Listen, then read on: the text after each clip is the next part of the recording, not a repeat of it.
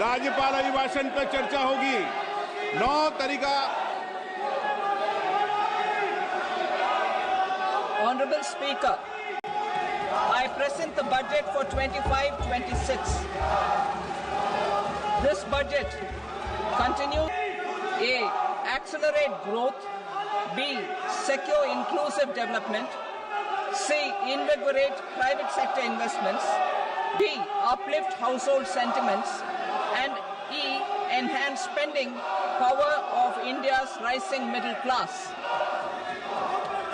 Together, we embark on a journey to unlock our nation's tremendous potential for greater prosperity and global positioning under the leadership of Honorable Prime Minister Shri Narendra Modi.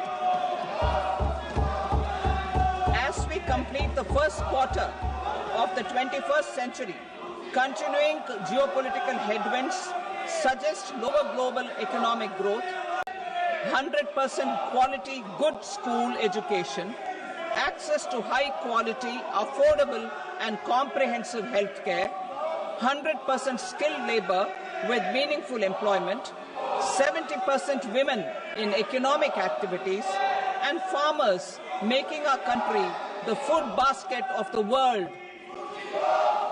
In this budget, the proposed development measures span 10 broad areas focusing on Garib, youth, Annadata and Nari, spurring agricultural growth and productivity, building rural prosperity and resilience, taking everyone together on an inclusive growth path, boosting manufacturing and furthering Make in India, supporting MSMEs, enabling employment-led development, investing in people, economy and innovation, securing energy supplies, promoting exports and nurturing innovation. For this journey of development, our 4 powerful engines are agriculture, MSME, investments and exports. The fuel, our reforms, our guiding spirit, inclusivity, and the destination, Vikasit Bharat. This budget aims to initiate transformative reforms across 6 domains. During the first 5 years, these will augment our growth potential and global competitiveness. The domains are taxation, power sector, urban development, mining, financial sector, and regulatory reforms. Agriculture as the first engine. Now I move to specific proposals, beginning with agriculture as the first engine.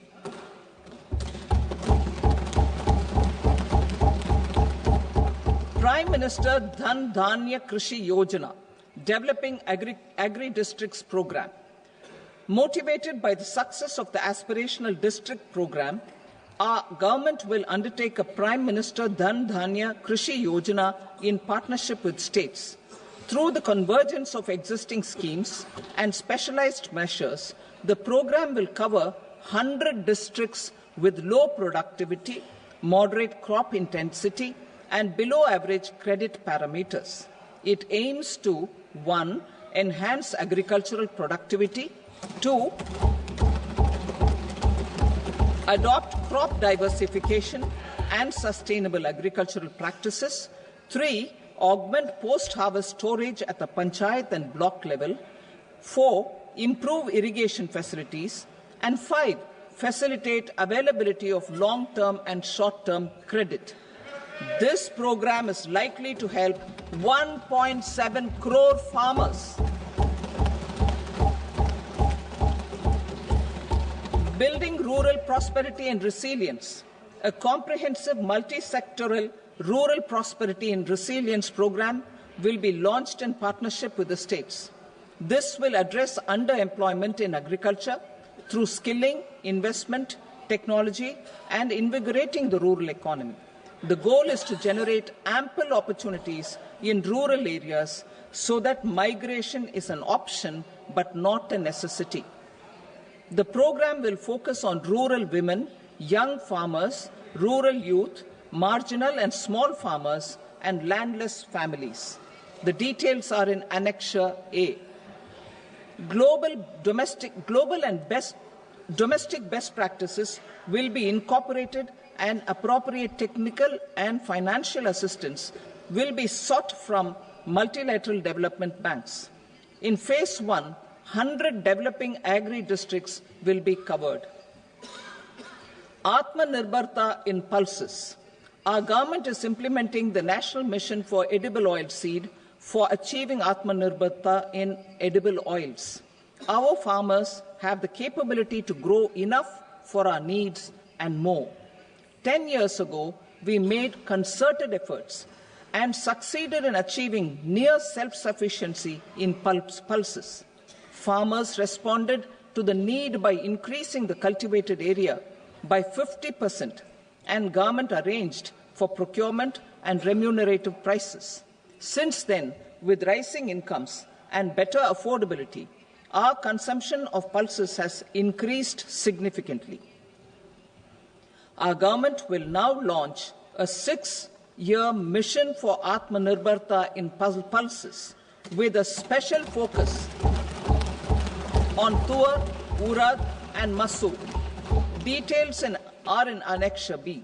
Central agencies such as NAFED and NCCF will be ready to procure these 3 pulses as much as offered during the next 4 years from farmers who register with these agencies and enter into agreements. Comprehensive program for vegetables and fruits. It is encouraging that our people are increasingly becoming aware of their nutritional needs. It is a sign of a society becoming healthier. With rising income levels, the consumption of vegetables, fruits, and Sri Anna is increasing significantly. A comprehensive program to promote production, efficient supplies, processing, and remunerative prices for farmers will be launched in partnership with the states. Appropriate institutional mechanisms for implementation and participation of farmer producer organizations and cooperatives will be set up. Makhana Board in Bihar. For this, there is a special opportunity for the people of Bihar. A Makhana Board will be established in the state to improve production, processing, value addition, and marketing of Makhana. The people engaged in these activities will be organized into FPOs. The board will provide hand-holding and training support to Makhana farmers and will also work to ensure they receive the benefits of all relevant government schemes. A national mission on high-yielding seeds will be launched, aimed at 1. Strengthening research ecosystem, 2. Targeted development and propagation of seeds with high yield, pest resistance, and climate resilience, and 3. Commercial availability of more than 100 seed varieties released since July 2024. India ranks second largest globally in fish production and aquaculture. Seafood exports are valued at 60,000 crore rupees. To unlock the untapped potential of the marine sector, our government will bring in an enabling framework for sustainable harnessing of fisheries from Indian Exclusive Economic Zone and high seas, with a special focus on the Andaman and Nicobar and Lakshadweep Islands. For the benefit of lakhs of cotton growing farmers, I am pleased to announce a mission for cotton productivity. This 5-year mission will facilitate significant improvements in productivity and sustainability of cotton farming and promote extra long staple cotton varieties. The best of science and technology support will be provided to farmers. Aligned with our integrated 5F vision for the textile sector, this will help in increasing incomes of the farmers and ensure a steady supply of quality cotton for rejuvenating India's traditional textile sector. Kisan credit cards facilitate short-term loans for 7.7 crore farmers, fishermen, and dairy farmers. The loan limit under modified interest subvention scheme will be enhanced from 3 lakh rupees to 5 lakh rupees for loans taken through the KCC. For Atmanirbharta in urea production, our government had reopened 3 dormant urea plants in the eastern region. To further augment urea supply, a plant with annual capacity of 12.7 lakh metric tons will be set up at Namrup in Assam.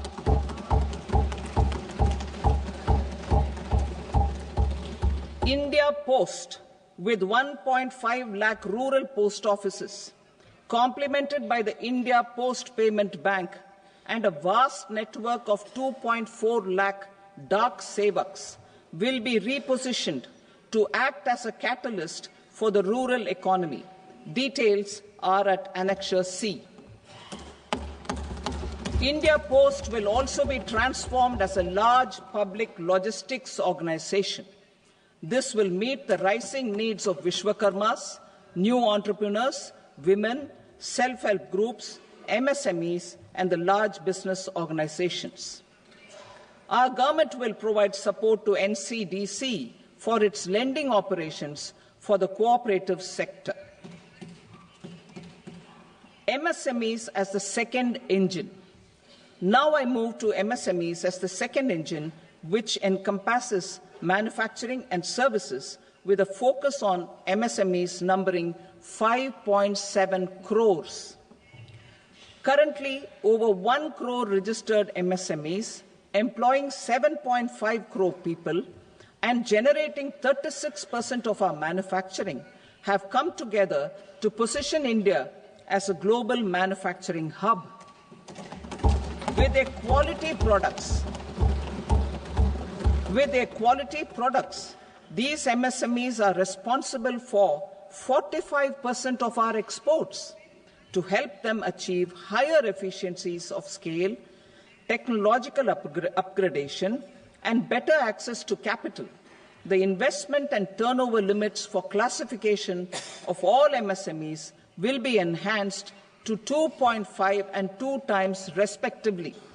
This will give them the confidence to grow and generate employment for our youth. The details are given in Annexure D. To improve access to credit, the credit guarantee cover will be enhanced. First, for micro and small enterprises from 5 crore to 10 crore rupees, leading to additional credit of 1.5 lakh crores in the next 5 years. Second, for startups from 10 crore rupees to 20 crore rupees, with the guarantee fee being moderated to 1% for loans in 27 focus sectors, which are important for Atmanirbhar Bharat. And for well-run exporter MSMEs, for term loans up to 20 crore rupees. Also for the micro enterprises, we will introduce customized credit cards with a 5 lakh rupee limit for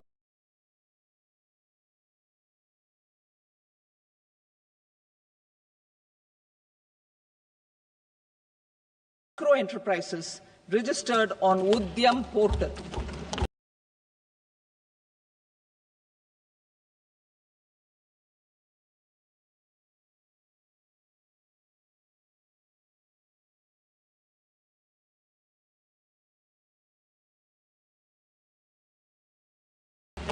In the first year, 10 lakh such cards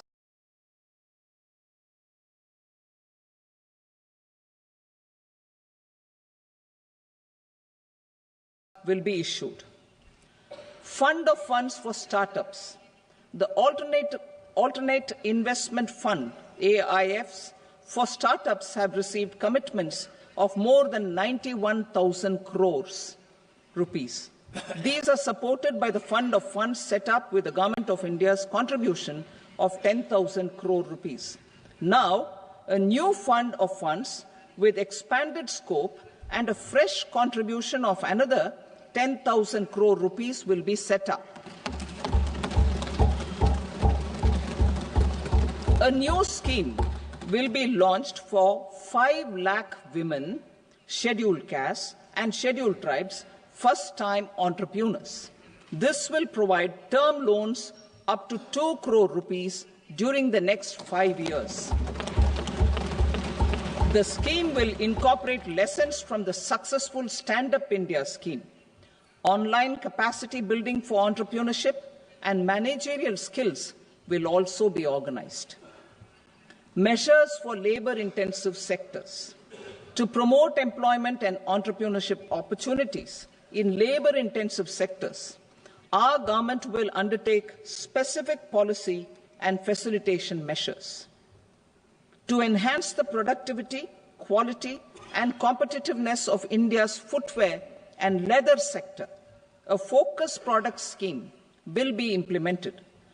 The scheme will support design capacity, component manufacturing, and machinery required for production of non-leather quality footwear, besides the support for leather footwear and products. The scheme is expected to facilitate employment for 22 lakh persons, generate over 4 lakh crore rupees, and exports of over 1.1 lakh crore rupees. Measures for the toys sector. Building on the National Action Plan for Toys, we will implement a scheme to make India a global hub for toys.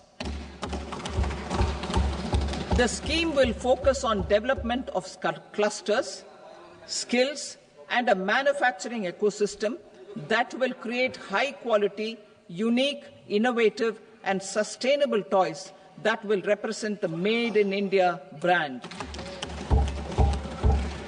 ना बनाए, doctor जितने दिनों की सलाह, doctor एक prescription दे देता है। Unfortunately आजकल इंडिया में प्रिस्क्रिप्शन से दवाइयाँ, बिना प्रिस्क्रिप्शन के भी दवाइयाँ मिल जाती हैं और लोग सालों तक खाते रहते हैं।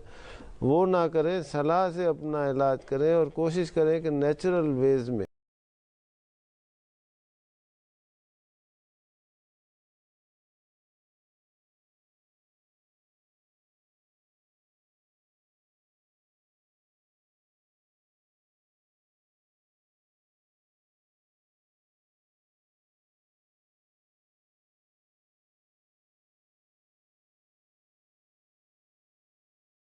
Aim to improve domestic value addition and build our ecosystem for solar PV cells, EV batteries, motors and controllers, electrolyzers, wind turbines, very high voltage transmission equipment and grid scale batteries.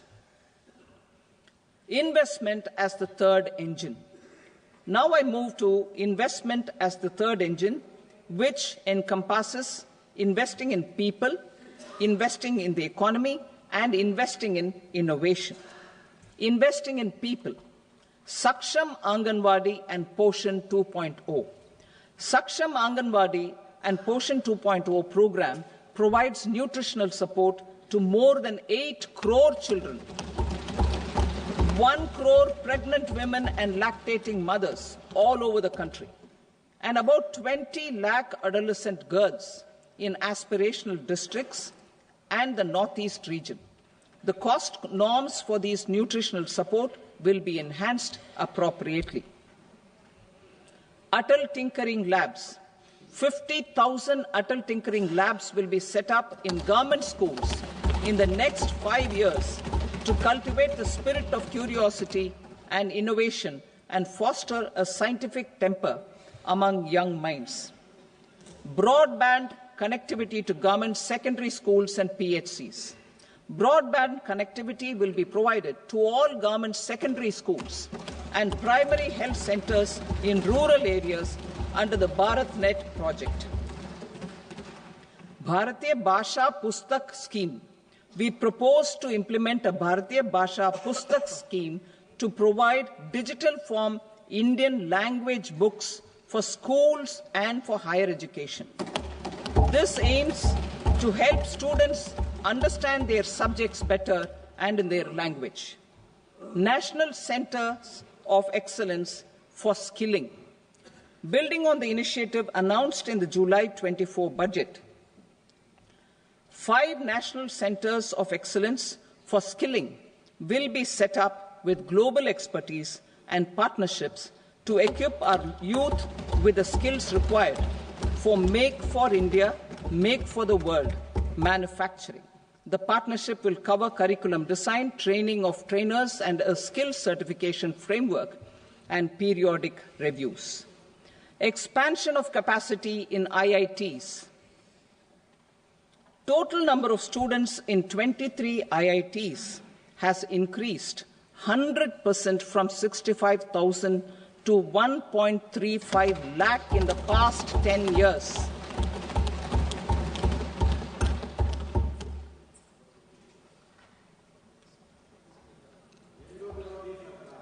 Additional infrastructure will be created in the 5 IITs started after 2014 to facilitate education for 6,500 more students. Hostel and other infrastructure capacity at IIT Patna will also be expanded.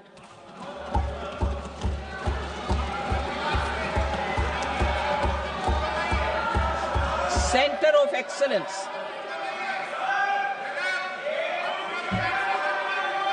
Center of Excellence in AI for Education. I had announced 3 centers of excellence in artificial intelligence for agriculture, health, and sustainable cities in 2023. Now a center of excellence in artificial intelligence for education will be set up with a total outlay of 500 crores. Expansion of medical education. Our government has added almost 1.1 lakh undergraduate and postgraduate medical education seats in 10 years, an increase of 130%. In the next year, 10,000 additional seats will be added in medical colleges and hospitals towards the goal of adding 75,000 seats in the next 5 years. Daycare cancer centers in all district hospitals. Our government will facilitate setting up of daycare cancer centers in all district hospitals in the next 3 years. 200 centers will be established in 25-26 itself. Strengthening urban livelihoods. Our government has been giving priority to assisting urban poor and vulnerable groups. A scheme for socio-economic upliftment of urban workers will be implemented to help them improve their incomes, have sustainable livelihoods, and a better quality of life. PM Swanidhi scheme has benefited more than 68 lakh street vendors, giving them respite from high-interest informal sector loans. Building on this success, the scheme will be revamped with enhanced loans from banks, UPI-linked credit cards with 30,000 rupees limit, and capacity building support. Social Security Scheme for welfare of online platform workers. Gig workers of online platforms provide great dynamism to the new age services economy. Recognizing their contribution, our government will arrange for their identity cards and registration on the e-Shram portal. They will be provided health care under PM Jan Arogya Yojana. This measure is likely to assist nearly 1 crore gig workers.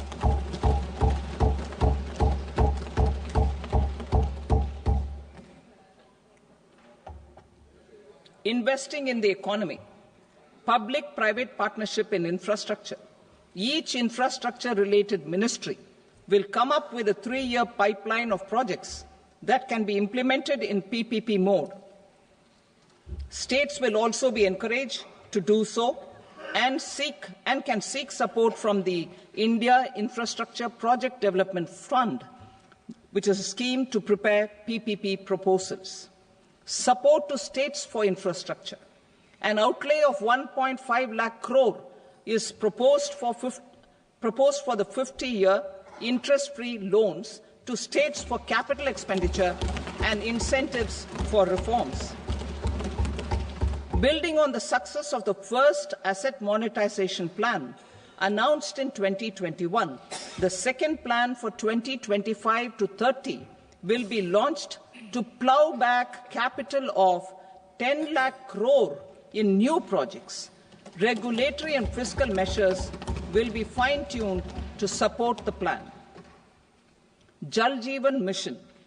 Since 2019, 15 crore households representing 80% of India's rural population have been provided access to portable tap water connections. To achieve 100% coverage, I am pleased to announce the extension of this mission until 2028 with an enhanced total outlay. The mission's focus will be on the quality of infrastructure and O&M of rural piped water supply schemes through Jan Bhagidari. A separate MOU or separate MOUs will be signed with the states and union territories to ensure sustainability and citizen-centric water services delivery. Urban sector reforms.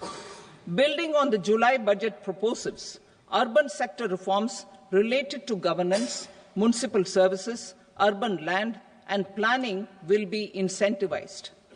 Urban Challenge Fund. The government will set up an Urban Challenge Fund of 1 lakh crore rupees to implement the proposals for cities as growth hubs, creative redevelopment of cities, and for water and sanitation purposes announced in the July budget. This fund will finance up to 25% of the cost of bankable projects, with a stipulation that at least 50% of the cost is funded from bonds, bank loans, and PPPs. An allocation of 10,000 crore is proposed in 2025-26. Power sector reforms. We will incentivize electricity distribution reforms and augmentation of intra-state transmission capacity by states. This will improve financial health and capacity of electricity companies. Additional borrowing of 0.5% of GSDP will be allowed to states contingent on these reforms.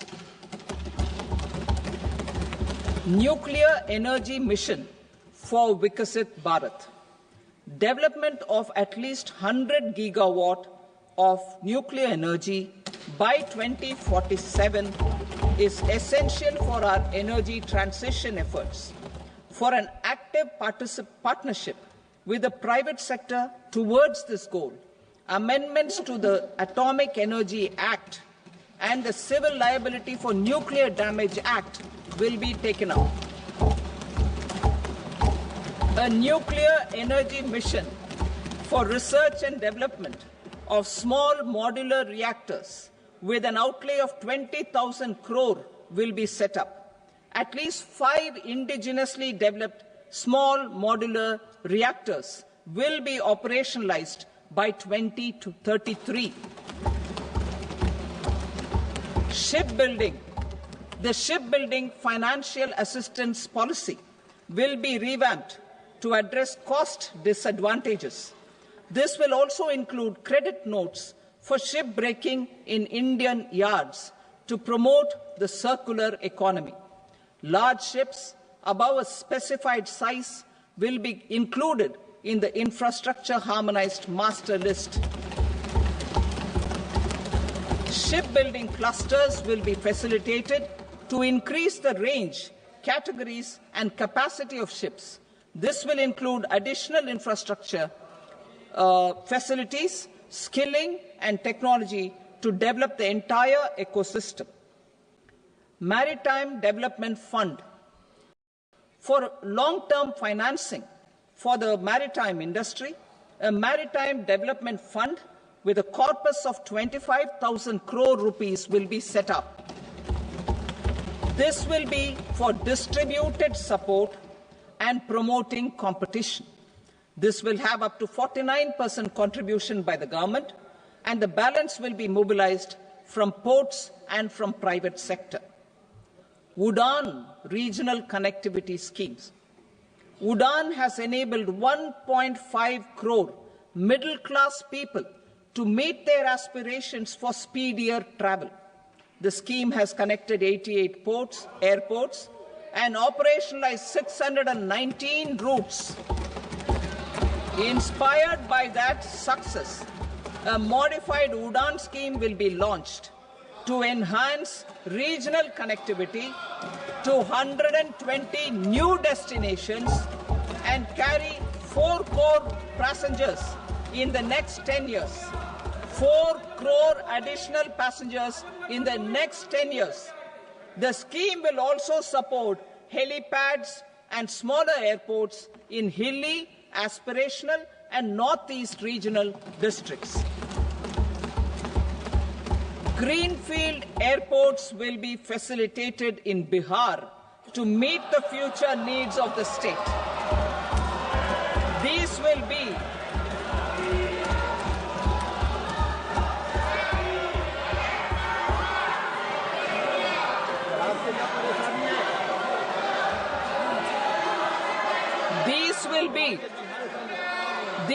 be in addition to the expansion of the capacity of Patna Airport and a brownfield airport in Beta. Western Kosi Canal project in Mithilanchal. Financial support will be provided for the Western Kosi Canal ERM project, benefiting a large number of farmers, cultivating over 50,000 hectares of land in the Mithilanchal region of Bihar. Mining sector reforms. Mining sector reforms, including those for minor minerals, will be encouraged through sharing of best practices and institutions of a state mining index. A policy for recovery of critical minerals from tailings will be brought out.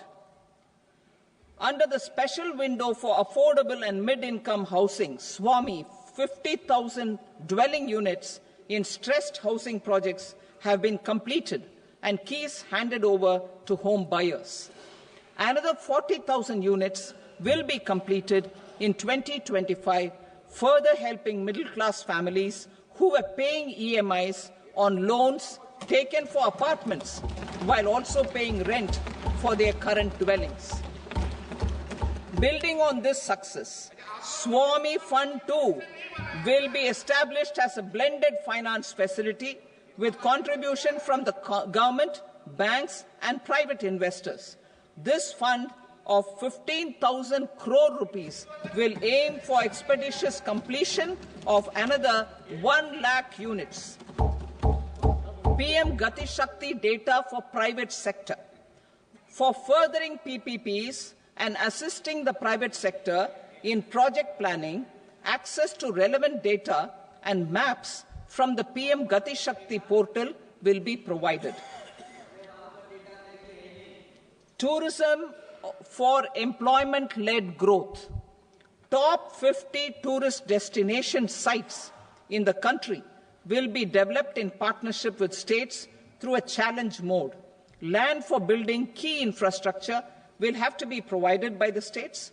Hotels in these destinations will be included in the infrastructure harmonized list. The following measures will be taken for facilitating employment-led growth. Organizing intensive skill development programs for our youth, including in institutes of hospitality management. Providing mudra loans for homestays. Improving ease of travel and connectivity to tourist destinations. Providing performance-linked incentives to states for effective destination management, including tourist amenities, cleanliness, and marketing efforts, and introducing streamlined e-visa facilities along with visa fee waivers for certain tourist groups. Continuing with the emphasis on places of spiritual and religious significance, in the July budget, there will be a special focus on destinations related to the life and times of Lord Buddha. Medical tourism and Heal in India. Medical tourism and Heal in India will be promoted in partnership with the private sector, along with capacity building and easier visa norms. Investing in innovation. To implement private sector-driven research, development, and innovation initiatives announced in the July budget, I am now allocating 20,000 crore rupees for this purpose. A deep tech fund of funds will also be explored to catalyze the next generation startups as a part of this initiative. In the next 5 years, under the PM Research Fellowship Scheme, we will provide 10,000 fellowships for technological research in IITs and IISc with enhanced financial support. The second gene bank with 10 lakh germplasm lines will be set up for future food and nutritional security. This will provide conservation support to both public and private sectors for genetic resources. We will start a national geospatial mission to develop foundational geospatial infrastructure and data. Using PM Gati Shakti, this mission will facilitate modernization of land records, urban planning, and design of infrastructure projects. A Gyan Bharatam mission for survey, documentation, and conservation of our manuscript heritage with academic institutions, museums, libraries, and private collectors will be undertaken to cover more than 1 crore manuscripts. We will set up a national digital repository of Indian knowledge systems for knowledge sharing. Now I move to exports as the fourth engine. We will set up an export promotion mission with sectoral and ministerial targets driven jointly by the Ministries of Commerce, MSME, and Finance. It will facilitate easy access to export credit, cross-border factoring support, support to MSMEs to tackle non-tariff measures in overseas markets. A digital public infrastructure, Bharat Trade Net, for international trade will be set up as a unified platform for trade documentation and financing solutions. This will complement the Unified Logistics Interface platform. The BTN will be aligned with international practices. Support will be provided to develop domestic manufacturing capacities for our economy's integration with global supply chains. Sectors will be identified based on objective criteria. Facilitation groups with participation of senior officers and industry representatives will be formed for select products and supply chains. Through this, there are huge opportunities related to Industry 4.0, which needs high skills and talent. Our youth have both. Our government will support the domestic electronic equipment industry to leverage this opportunity for the benefit of our youth. A national framework will be formulated as guidance to states for promoting global capability centers in emerging Tier 2 cities. This will suggest measures for enhancing availability of talent and infrastructure, building bylaw reforms, and mechanisms for collaboration with industry. Our government will facilitate upgradation of infrastructure and warehousing for air cargo, including high-value perishable horticultural produce. Cargo screening and customs protocol will be streamlined and made user-friendly. Reforms as the fuel. Over the past 10 years, our government has implemented several reforms for convenience of taxpayers, such as faceless assessment, 2, taxpayer charter, 3, faster returns, 4, almost 99% returns being on self-assessment, and 5, Vivad Se Vishwas scheme.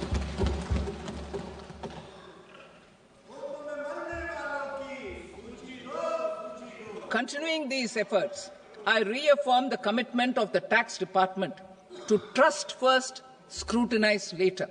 I also propose to introduce the new income tax bill next week. I will detail the indirect tax reforms and changes in direct taxes in Part B. Financial sector reforms.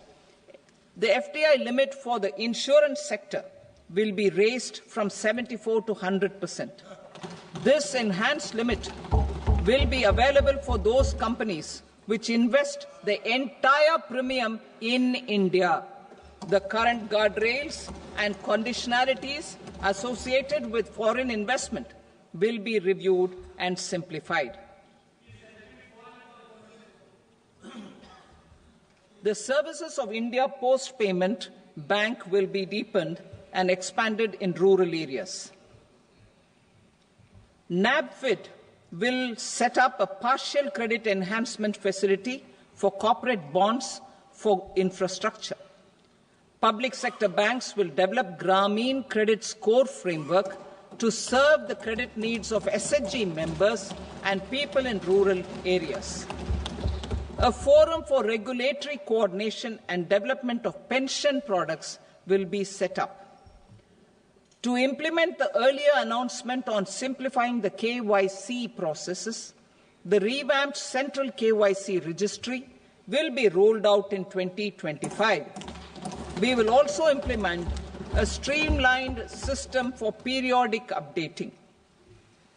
Requirements and procedures for speedy approval of company mergers will be rationalized. The scope for fast-track mergers will also be widened and the process made simpler. As proposed in the interim budget, we signed bilateral investment treaties with 2 countries in 2024 to encourage sustained foreign investment, and in the spirit of First Develop India, the current model BIT will be revamped and made more investor-friendly. In the last 10 years, in several aspects, including financial and non-financial, our government has demonstrated a steadfast commitment to ease of doing business. We are determined to ensure that our regulations must keep up with technological innovations and global policy developments. A light-touch regulatory framework based on principles and trust will unleash productivity and employment. Through this framework, we will update regulations that were made under old laws.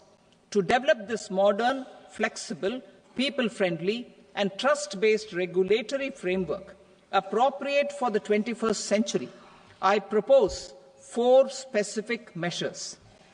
A high-level committee for regulatory reforms will be set up for a review of all non-financial sector regulations, certifications, licenses, and permissions. The committee will be expected to make recommendations within a year. The objective is to strengthen trust-based economic governance and take transformational measures to enhance ease of doing business, especially in matters of inspection and compliances. States will be encouraged to join in this endeavour. An investment friendliness index of states will be launched in 2025 to further the spirit of competitive, cooperative federalism. Under the Financial Stability and Development Council, a mechanism will be set up to evaluate impact of the current financial regulations and subsidiary instructions. It will also formulate a framework to enhance their responsiveness and development of the financial sector. In the Jan Vishwas Act 2023, more than 180 legal provisions were decriminalized. Our government will now bring up the Jan Vishwas Bill 2.0 to decriminalize more than 100 provisions in various laws. I now move to fiscal policy. In the July budget, I had committed to staying the course for fiscal consolidation. Our endeavour will be to keep the fiscal deficit each year such that central government debt remains on a declining path as a percentage of the GDP. The roadmap for the next 6 years has been detailed in the FRBM statement. Revised estimates for 2024-25. The revised estimate of the total receipts other than borrowings is 31.47 lakh crore rupees, of which the net tax receipts are 25.57 lakh crore rupees. The revised estimate of the total expenditure is 47.16 lakh crore rupees, of which the capital expenditure is about 10.18 lakh crore rupees. The revised estimate of the fiscal deficit is 4.8% of the GDP. Budget estimates for 25-26. Coming to 25-26, the total receipts other than borrowings and total expenditure are estimated at 34.96 lakh crore rupees and 50.65 lakh crore rupees respectively. The net tax receipts are estimated at 28.37 lakh crore rupees. The fiscal deficit is estimated to be 4.4% of GDP. To finance the fiscal deficit, the net market borrowings from dated securities are estimated at 11.54 lakh crore. The balance financing is expected to come from small savings and other sources. The gross market borrowings are estimated at 14.82 lakh crore rupees. I will now move to Part B. Indirect taxes. My proposals relating to customs aim to rationalize tariff structure and address duty inversion. These will also support domestic manufacturing and value addition, promote exports, facilitate trade, and provide relief to common people. Rationalization of customs tariff structure for industrial goods. As a part of comprehensive review of customs rate structure announced in July 2024 budget, I propose to 1. Remove 7 tariff rates. This is over and above the 7 tariff rates removed in 23-24 budget. After this, there will be only 8 remaining tariff rates, including 0 rate. 2. Apply appropriate cess to broadly maintain effective duty incidence, except on a few items where such incidence will reduce marginally. 3. Levy not more than 1 cess or surcharge. Therefore, I propose to exempt social welfare surcharge on 82 tariff lines that are subject to a cess. I shall now take up sector-specific proposals. To provide relief to patients, particularly those suffering from cancer, rare diseases, and other severe chronic diseases, I propose to add 36 life-saving drugs and medicines to the list of medicines fully exempted from basic custom duty.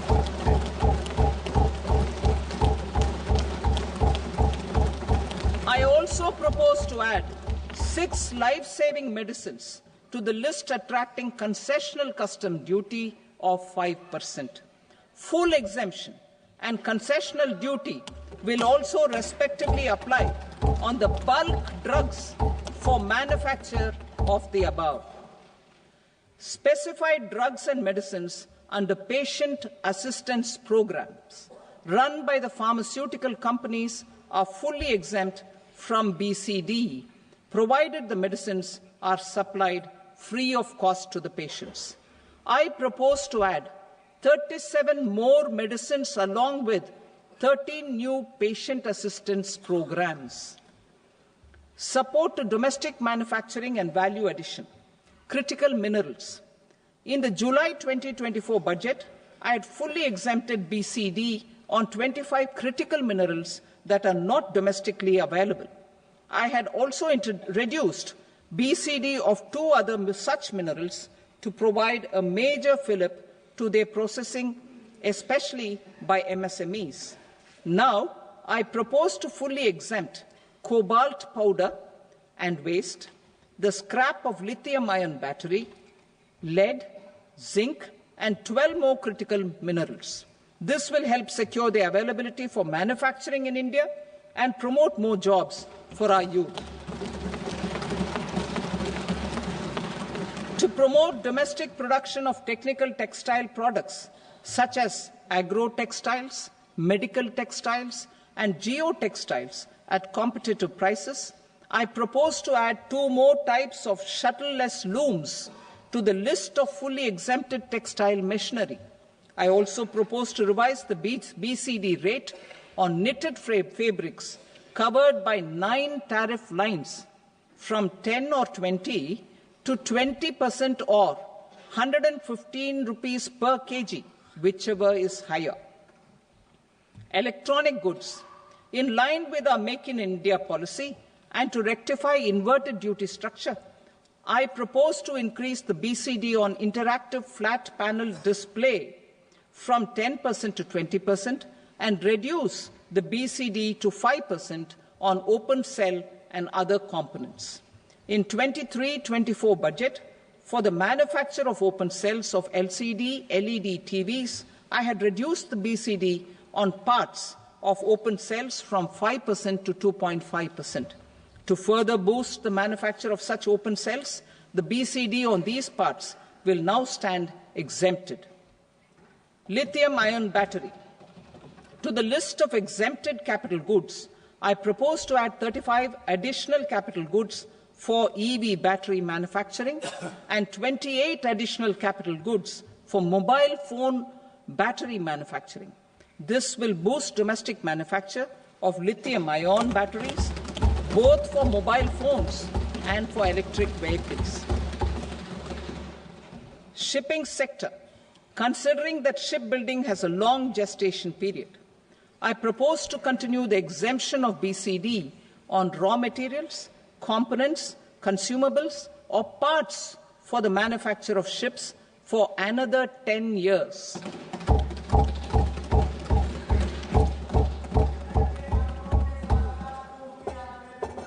I also propose the same dispensation for shipbreaking to make it more competitive.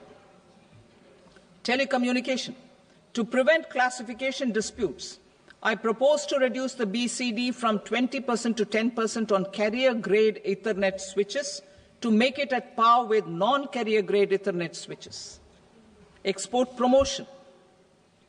To facilitate exports of handicrafts, I propose to extend the time period for export from 6 months to 1 year, further extendable by another 3 months if required. I also propose to add 9 items to the list of duty-free inputs. Leather sector. I propose to fully exempt BCD on wet blue leather to facilitate imports for domestic value addition and employment. I also propose to exempt crust leather from 20% export duty to facilitate exports by small tanners. Marine products. To enhance India's competitiveness in the global seafood market, I propose to reduce BCD from 30% to 5% on frozen fish paste, surimi, for manufacture and export of its analog products. I also propose to reduce BCD from 15% to 5% on fish hydrolysates for manufacture of fish and shrimp feed. In July 2024 budget, to promote development of domestic MROs for aircraft and ships, I had extended the time limit for export of foreign origin goods that were imported for repairs from 6 months to 1 year and further extendable by 1 year. I now propose to extend the same dispensation for railway goods. Time limit for provisional assessment. Presently, the Customs Act 1962 does not provide any time limit to finalize provisional assessments, leading to uncertainty and cost to trade. As a measure of promoting ease of doing business, I propose to fix a time limit of 2 years, extendable by a year, for finalizing the provisional assessment. I propose to introduce a new provision that will enable importers or exporters, after clearance of goods, to voluntarily declare material facts and pay duty with interest but without penalty. This will incentivize voluntary compliance. However, this will not apply in cases where department has already initiated audit or investigation proceedings. For industry to better plan their imports, I propose to extend the time limit for the end use of imported inputs in the relevant rules from 6 months to 1 year. This will provide operational flexibility in view of cost and uncertainty of supply. Further, such importers will now have to file only quarterly statements instead of a monthly statement.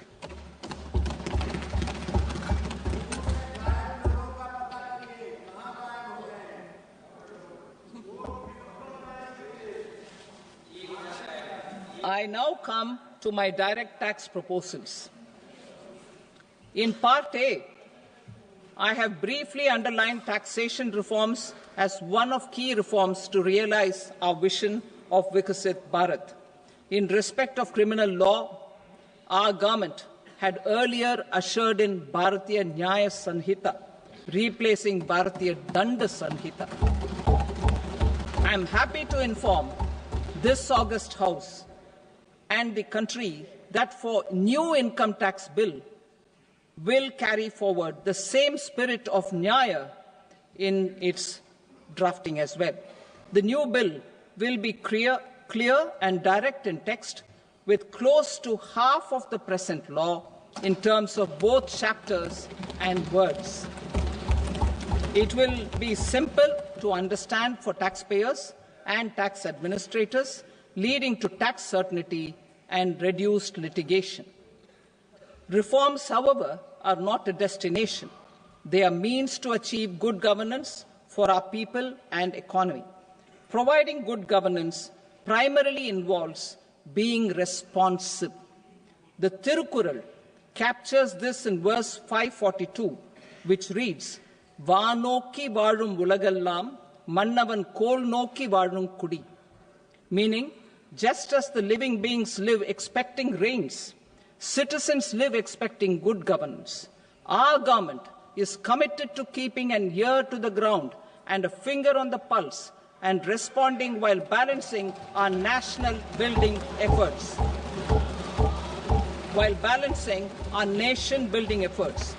The following measures will detail just how our government will, under the guidance of PM Modi, has taken steps to understand and address. I repeat that sentence, sir. The following measures will detail just how our government, under the guidance of PM Modi, has taken steps to understand and address the needs voiced by our citizens. My tax proposals are guided by this spirit. The objectives of my proposals are as follows. Personal income tax reforms with special focus on middle class. Rationalization of TDS and TCS for easing difficulties. Encouraging voluntary compliance. Reducing compliance burden. Ease of doing business, employment and investment. I will come to my proposal on personal income tax towards the end. TDS and TCS, rationalization for easing difficulties. I propose to rationalize tax deduction at source, TDS, by reducing the number of rates and thresholds above which TDS is deducted. Further, threshold amounts for tax deduction will be increased for better clarity and uniformity. The limit for tax deduction on interest for senior citizens is being doubled from the present 50,000 rupees to 1 lakh rupees. Similarly, the annual limit of 2.40 lakh rupees for TDS on rent is being increased to 6 lakh rupees. This will reduce the number of transactions liable to TDS, thus benefiting small taxpayers receiving small payments. The threshold to collect tax at source, the TCS, on remittances under RBI's liberalized remittance scheme, the LRS, is proposed to be increased from 7 lakh to 10 lakhs. I also propose to remove TCS on remittances for education purposes, where such remittances is out of a loan taken from a specified financial institution. Both TDS and TCS are being applied on any transaction related to sale of goods. To prevent such compliance difficulties, I propose to omit the TCS. I also propose that the provisions of the higher TDS deduction will now apply only in non-PAN cases. In July 2024, the delay for payment of TDS up to the due date of filing statement was decriminalized. I propose to provide the same relaxation to TCS provisions as well. The government under the leadership of Prime Minister Modi believes in Sabka Saath, Sabka Vikas, Sabka Vishwas and Sabka Prayas. In line with this, we brought in updated return facility in 2022 for voluntary compliance by taxpayers who had omitted to report their correct income. Our trust in taxpayers was proved right. Nearly 90 lakh taxpayers voluntarily updated their incomes by paying additional tax. Taking this trust further, I now propose to extend the time limit to file updated returns for any assessment year from the current limit of 2 years to 4 years. I propose to reduce the compliance burden for small charitable trusts and institutions by increasing their period of registration from 5 years to 10 years. It is also proposed that disproportionate consequences do not arise for minor defaults, such as incomplete applications filed by charitable entities.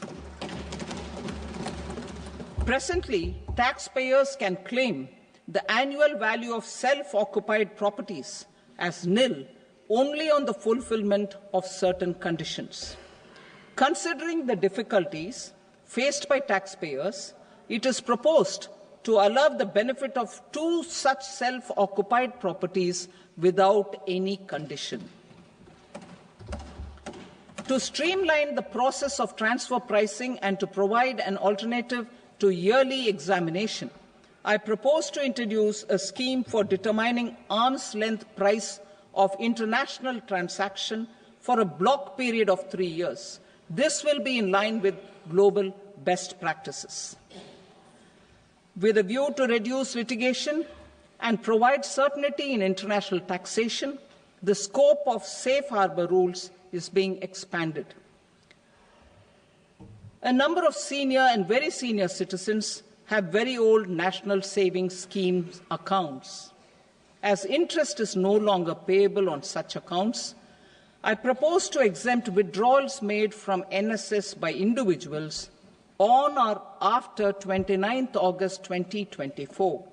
I am also proposing to allow similar treatment to NPS Vatsalya accounts as is available to normal NPS accounts subject to overall limits. In my speech in July 2024, I had promised that all processes, including giving effect to appellate orders, shall be digitalized and made paperless over the next 2 years. So I'm happy to announce that digitalization is being made operational now. In July 2024, we brought in the Vivad Se Vishwas scheme to resolve income tax disputes pending in appeal. The scheme has received a great response, with nearly 33,000 taxpayers having availed of the scheme to settle their disputes. I have a few proposals to promote investment and employment.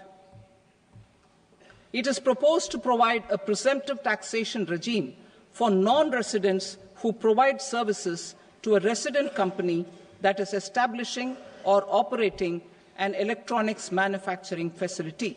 I further propose to introduce a safe harbor for tax certainty for non-residents who store components for supply to specified electronics manufacturing units. Presently, the tonnage tax scheme is available only to sea-going ships. The benefits of existing tonnage tax scheme are proposed to be extended to inland vessels registered under the Indian Vessels Act 2021 to promote inland water transport in the country. Extension for incorporation of startups. We continue to support the Indian startup ecosystem. I propose to extend the period of incorporation by 5 years to allow the benefit available to startups which are incorporated before 1/4/2030. In order to attract and promote additional activities in the IFSC, I am inter alia proposing specific benefits to ship leasing units, insurance offices, and treasury centers of global companies which are set up in IFSC. Further, to claim benefits, the cut-off date for commencement in IFSC has also been extended by 5 years to 31/3/2030. Category 1 and Category 2 AIFs are undertaking investments in infrastructure and other such sectors. I propose to provide certainty of taxation to these entities on the gains from securities, to promote funding from sovereign wealth funds and pension funds to the infrastructure sector. I propose to extend the date of making an investment by 5 more years up to 31st March 2030.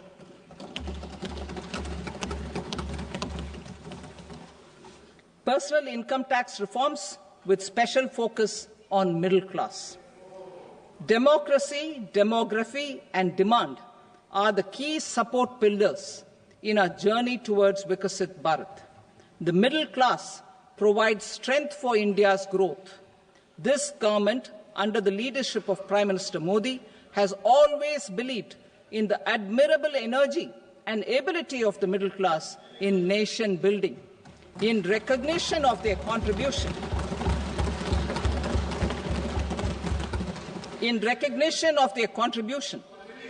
we have periodically reduced their tax burden.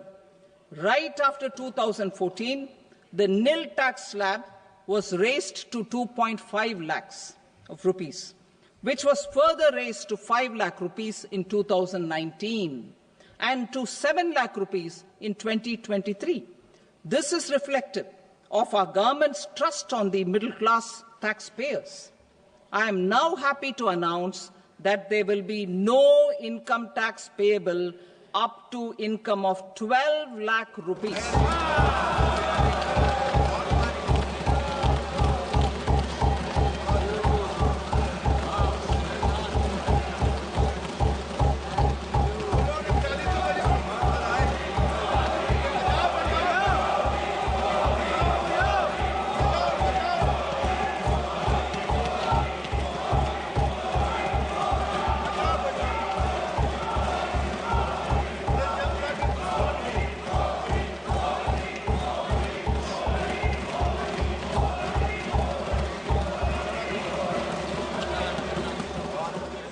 So, average income of 1 lakh per month other than the special rate income such as capital gains under the new regime. This limit will be 12.75 lakh for salaried taxpayers due to the standard deduction of 75,000. Slabs and rates are being changed across the board to benefit all taxpayers. The new structure will substantially reduce the taxes of the middle class and leave more money in their hands, boosting household consumption, savings and investment. In the new tax regime, I propose to revise tax rate structures as follows: 0 to 4 lakh rupees nil, 4.8 lakh rupees to 4 to 8 lakh rupees 5%, 8 to 12 lakh rupees 10%, 12 to 16 lakh rupees 15%, 16 to 20 lakh rupees 20%, 20 to 24 lakh rupees 25%, and above 24 lakh rupees 30%. To taxpayers up to 12 lakh of normal income other than special rate income such as capital gains. I read that again. To taxpayers up to 12 lakh of income other than special rate income such as capital gains, tax rebate is being provided in addition to the benefit due to slab rate reduction in such a manner that there is no tax payable by them. The total tax benefit of slab rate changes and rebate at different income levels can be illustrated with a few examples. A taxpayer in the new regime with an income of 12 lakh rupees will get a benefit of 80,000 rupees in tax, which is 100% of tax payable as per the existing rates. A person having income of 18 lakh rupees will get a benefit of 70,000 rupees in tax, that is 30% of tax payable as per existing rates. A person with an income of 25 lakh gets a benefit of 1,10,000 rupees, that is 25% of his tax payable as per existing rates. Details of my tax proposals are given in the annexure. As a result of these proposals, Honourable Speaker, sir, revenue of about 1 lakh crore in direct taxes and 2,600 crores in indirect taxes will be foregone. Mr. Speaker, sir, with this, I commend the budget to this august House.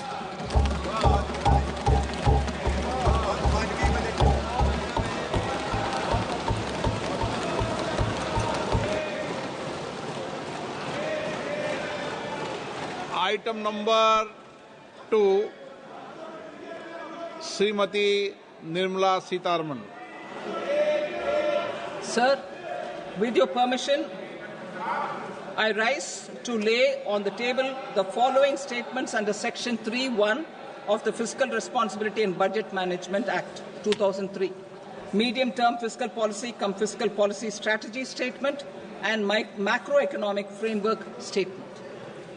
Item number 3, Srimati Nirmala Sitharaman. Sir, with your permission, I rise to move for leave to introduce the Finance Bill 2025. प्रश्न ये है कि विधेयक को पुनर्स्थापित करने की अनुमति प्रदान की जाए। जो सदस्य इसके पक्ष में हाँ कहें, जो सदस्य विरोध में ना कहें। मेरे विचार में निर्णय हाँ वालों के पक्ष में हुआ, हाँ वालों के पक्ष में अनुमति प्रदान की जाती है। माननीय मंत्री जी, अब विधेयक को पुनर्स्थापित करें। Sir, I introduce the bill. Thank you. सभा की कार्रवाई सोमवार दिनांक 3 फरवरी 2025 को प्राप्त 11 बजे तक के लिए स्थगित की जाती है।